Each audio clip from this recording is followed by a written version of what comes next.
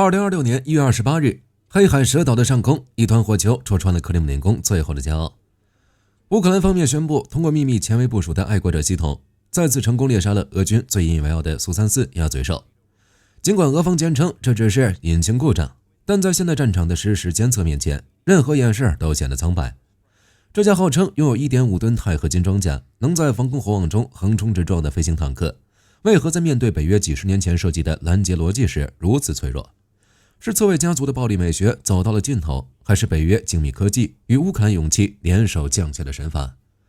今天，火力軍為大家深度解析蘇34的技術全譜系，並對比俄羅斯一直宣稱對標的對手 F-15E， 帶你拆解這個俄式巨獸在現代化戰爭中的崩潰。想要理解蘇34的崩潰，我們必須先回到它的源頭，那架被稱為蘇聯航空工業皇冠上的明珠蘇27側衛。在軍迷眼中，蘇27是力量與優雅的完美結合，靈動的氣動布局，近乎变態的機动性，曾讓上個世紀的北約感到戰栗。然而，蘇34的誕生卻是對這種側衛美學的一次殘酷整容。20世紀80年代中期，蘇火一設計局啟動了 T10V 計劃。當時的蘇聯空軍急於尋找老舊的蘇24可變後掠翼轟炸機的替代者，他們想要一款既能像蘇25那樣耐打，又能像蘇27那樣格鬥，還能像图 2M3那樣遠程奔襲的全能怪物。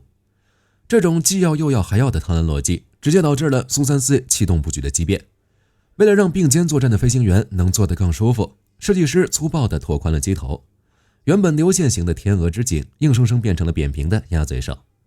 這種變動帶來的後果是災難性的，巨大的機頭打破了機身的重心平衡。為了補救，蘇火一不得不給它加裝了一對全動式前緣壓翼，也就是所謂的三面翼布局。在俄國人的宣傳裡，這能增強低空飛行的穩定性。但在北約設計師眼中，這無異於為了掩蓋一個設計錯誤而引入了更多複雜的機械結構，增加了機體重量和雷達反射面積。更致命的妥協還在後面，為了給沉重的機身減負，蘇34放棄了蘇27標誌性的可變幾何进氣道，改成了固定式进气道。這意味着什麼？這意味着這架所謂的重型戰鬥轟炸機高空極速從蘇27的 2.35 馬赫斷崖式跌落到了 1.8 馬赫。對比一下美國的 F-15E 打擊鷹，美軍的設計哲學極其清晰，轟炸只是任務，格鬥才是根本。F-15E 保留了 F-15家族優異的機動基因，在淨空構型下，可變進气道讓它能夠輕鬆突破 2.5 馬赫的極速。在遭遇伏擊時， F-15E 可以憑借澎湃的動力和能量優勢迅速脫離。至於蘇34，那臃腫的機身和低下的推重比，一旦在萬米高空被愛國者這種頂尖獵手盯上，它就像是一隻陷進泥潭的肥鴨子，空有132千牛的推力，卻根本跑不了。俄國人曾自豪地宣稱蘇34是會飛的坦克，但他們忘記了一個最基本的空戰常識：在超音速空空導彈面前，任何裝甲都是多餘的重量。1月28日墜毀的那架機海，靜靜地躺在黑海海底，嘲笑着這種落後的、以犧牲靈活性為代價的蘇俄式鋼鐵迷信。這種血統上的畸變，注定了蘇34在面對現代化、信息化戰爭時，只能是一件看起來威猛，實則步履蹣跚的冷戰遺物。如果你覺得鴨嘴獸的外形只是審美上的滑坡，那麼走進蘇34的座艙，你會發現俄國人在航空工程上的執念已經到了近乎荒唐的地步。在俄方鋪天蓋地的宣傳中，蘇34的座艙被稱為空中房車，它是世界上極少數能讓飛行員在万米高空站起來伸個懶腰的戰鬥機。為了應對動輒10小時以上的長途奔襲，俄國設計師在2張 K36 彈射座椅中間硬生生留出了一道走廊。除了這些所謂的華而不實的設計，蘇34最负盛名的標籤是那個重達 1.5 噸的鈦合金裝甲魚缸。17毫米厚的裝甲將2名飛行員嚴密地包裹在內，旨在抵禦地面高射炮火的直接打擊。這種空中坦克的思維，在车臣或叙利亞那種不對稱的戰場上，確實能給飛行員帶來不少心理安慰。但在2026年1月28日的黑海上空，這個沉重的魚缸卻成了飛行員的葬身之地。我們要知道，現代遠程防空系統，比如烏克蘭手中的愛國者 PAC-3，使用的是动能攔截技術，導彈以4倍音速以上的相對速度直接撞擊目標，那種瞬間爆發的恐怖動能，足以把任何厚度的鈦合金裝甲像撕紙片一樣瞬間撕碎。更諷刺的是，為了支撐這個沉重的裝甲座艙，蘇34不得不犧牲了後方視場，並列雙座的設計讓飛行員的後方視野幾乎為零。在28日那個致命的瞬間，當愛國者導彈從高空斜刺裡殺出，2名俄軍飛行員甚至無法通過目視對這枚死神之箭做出最後的規避。這就是蘇34設計哲學中最尷尬的矛盾。他花了巨大的重量去堆砌防禦，卻在最關鍵的感知力上淪為了睜眼瞎。他給飛行員提供了站起來的空間，卻沒能給他們活下去的機會。這種原始而粗放的防禦思維，在 F-15E 那種強調全向態式感知、依靠先進電子戰系統化解威脅的邏輯面前，顯得既滑稽又可悲。那層厚厚的鈦合金沒能擋住自由的懲罰，反而成了俄式軍工走向自我埋葬的沉重墓碑。如果說機型的氣動布局還只是先天不足，沉重的裝甲座艙不過是畫蛇添足，那麼蘇34的航空電子系統才是坑死這頭巨獸的阿喀琉斯之種。很多人好奇為什麼蘇34要長一個怪異的鴨嘴，除了為了容納並列雙座，最重要的原因是為了塞進那台巨大的 V004 型被動電子掃描陣列雷達，也就是常說的 PESA 雷達。在俄國人的通稿裡，這顆大丫頭擁有無與倫比的對地探測能力，能夠在地表糟粕中精準識別出一輛坦克。但在2026年的數字化戰場上， PESA 架構早已成了落後的代名詞。為什麼這麼說？ PESA 雷達就像是一個只有一個大喇叭的廣播站，雖然功率大，但頻率單一，掃描速度慢，且極易被現代電子戰系統鎖定和干擾。對比他的老對手 F-15E 換裝了 AN/APG-82 主動電子掃描阵列雷達，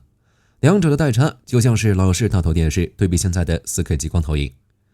F-15E 的 AESA 雷達由上千個獨立的收發單元組成，它能像蜻蜓的複眼一樣，同時追蹤地面的移動目標和天上的威脅，而且每個單元都能變換頻率，讓敵方的電子偵察系統根本抓不住它的蹤跡。在 F-15E 面前，蘇34就像是一個在黑夜裡打着手電筒找人的壯漢，還沒看清對手，自己的位置就已經在幾十公里外徹底暴露。為了彌補感知的劣勢，俄羅斯給蘇34配備了號稱能癱瘓整個防空網的 L-175V 西比內電子對抗系統。俄方媒體曾多次炮製西比內讓愛國者系統死機的政治神話，但在1月28日的實戰中，這個神話被徹底踢下了神壇。我們要知道，電子戰的本質是算法和算力的博弈。西比內的核心架構源自冷戰末期，它在面對北約老舊的薩姆導彈時或許有效，但在面對經過數字化升級的愛國者系統，特別是具備頻率節變能力的 AN/MPQ-65 雷達時，它那老掉牙的干擾庫完全跟不上節奏。這就是為什麼在1月28日的黑海蛇島，那架蘇34直到被 PSA-3 攔截彈鎖定，它的電子告警機可能都沒有發出急促的警報，因為在美國的數字化埋伏面前，蘇34的雷達和電子戰系統已經出現了嚴重的信息斷層。它看不見愛國者雷達的火控照射，因為它老舊的接收機無法識別那種複雜的數字化信號，它也干擾不了飛奔而來的導彈，因為它落後的處理器算不出對手的調頻邏輯。這架價值5000萬美元的戰機在那個瞬間變成了一個既看不見也摸不着對手的睜眼瞎。這種技術上的全面崩塌揭示了一個殘酷的現實，在缺乏高端半導體支撐的俄羅斯航空工業面前，所謂的飛行坦克不過是一個套着鋼鐵外殼，內部填滿了80年代過時電路板的數字化侏儒。在 F-15E 和美軍構築的高感知高算力戰場面前，蘇34的鴨嘴再也吐不出威脅，只剩下了絕望的哀鳴。在聊完雷達和航電的軟肋後，我們必須面對一個最現實的問題：既然蘇34已經如此臃腫且過時，為什麼它在烏克蘭戰場上依然能造成巨大的麻煩？答案就藏在它機翼下掛載的那些長着笨重折疊機翼的鐵疙瘩裡，這就是所謂的 UMPK 滑翔炸彈。我們要明白，在戰爭初期，由於缺乏足夠的高精度巡航導彈，加上北約電子戰系統的強力壓制，俄羅斯那些昂貴的精確制導導彈要麼打不準，要麼根本飛不進烏克蘭防空圈。面對這種窘境，俄國人想出了一個充滿蘇式邏輯的廉價方案，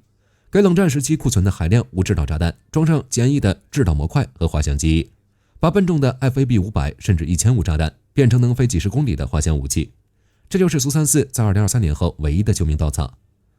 然而，這種所謂的戰術奇蹟，本質上是一場拿飛行員性命下注的自殺式賭博。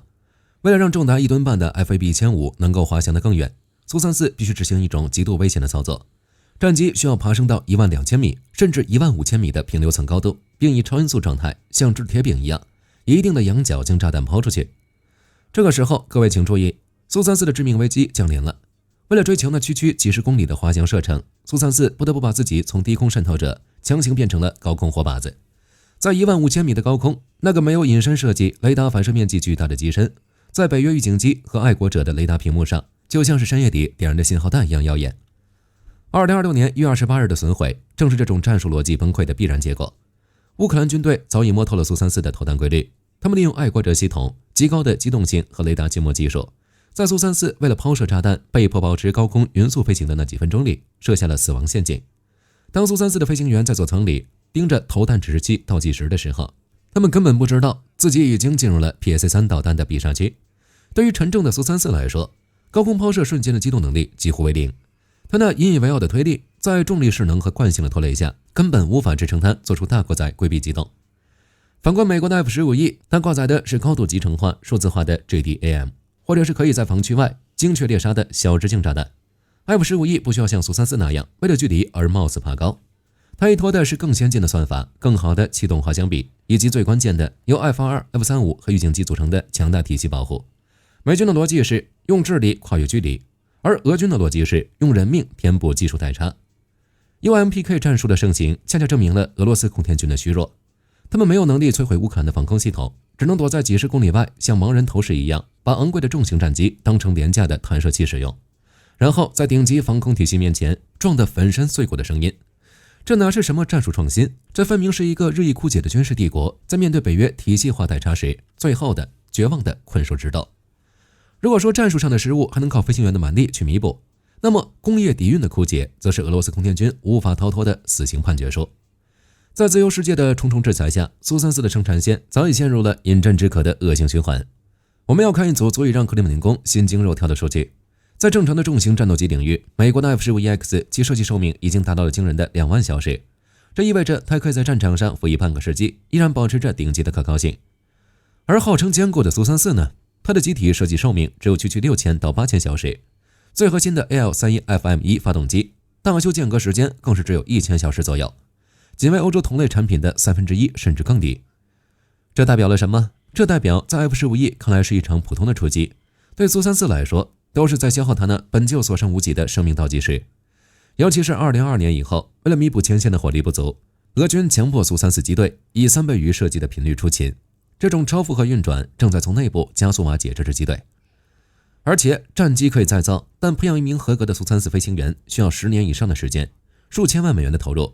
俄羅斯空天軍最後的精華正在黑海的冰冷海水裡加速耗盡。